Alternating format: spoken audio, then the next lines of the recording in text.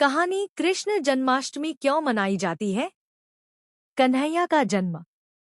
हमारे देश में हर साल भाद्रपद मास की कृष्ण पक्ष की अष्टमी को श्री कृष्ण जन्माष्टमी मनाई जाती है।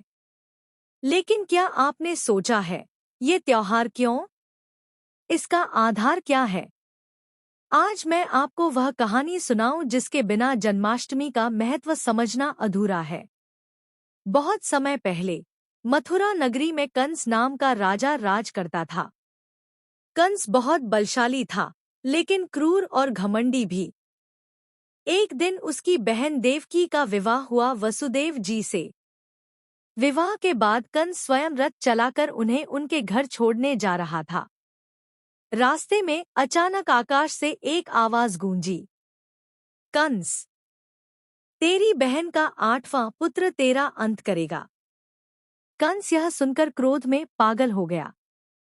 उसने तलवार उठाकर देवकी को मारने की कोशिश की।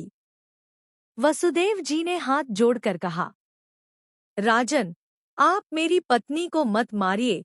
मैं वचन देता हूँ कि उनके जो भी संतान होगी, मैं आपको सौंप दूंगा। कंस ने सोचा, अभी न मारकर बाद में देख लूंगा।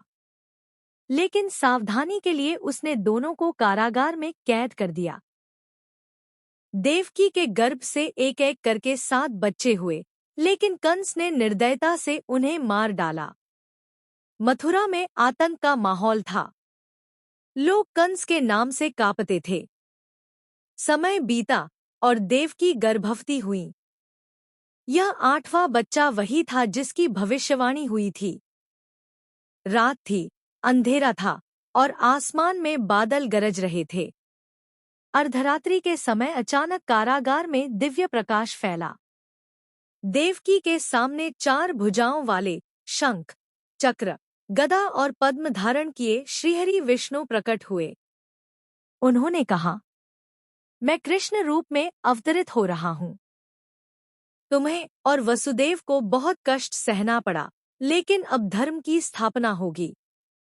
विष्णु ने माता पिता को आदेश दिया कि वे मुझे गोपग्राम, गोकुल में नंद बाबा और यशोदा माता के घर पहुंचा दें। शिशु कृष्ण के जन्म के साथ ही चमत्कार होने लगे। कारागार के दरवाजे अपने आप खुल गए। पहरेदार गहरी नींद में सो गए। वसुदेव के पैरों की बेड़ियां टूट गई। वसुदेव ने बालक को टोकरी में रखा और यमुना नदी की ओर चल पड़े। यमुना उस रात उफान पर थी, लेकिन जैसे ही वसुदेव पानी में उतरे, नदी कमर भर तक ही हुई और रास्ता बना दिया। सिर पर शेषनाग ने अपना फन फैलाकर शिशु को वर्षा से बचाया। वसुदेव गोकुल पहुंचे। वहां नंद बाबा के घर एक कन्या का जन्म हुआ था। वसुदेव ने कृष्ण को वहां रख दिया और कन्या को लेकर वापस कारागार लौट आए। सुबह होते ही कंस को खबर मिली कि 8वां बच्चा जन्म ले चुका है। वह तुरंत कारागार पहुंचा।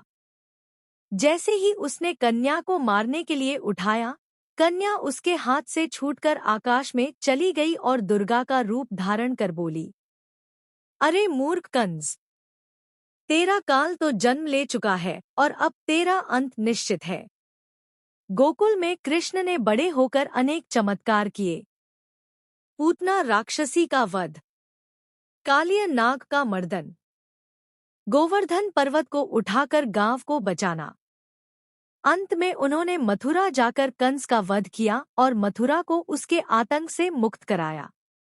कहानी का संदेश, श्री कृष्ण का जन्म सिर्फ एक दिव्य घटना नहीं, बल्कि यह धर्म की स्थापना और अधर्म के अंत का प्रतीक है।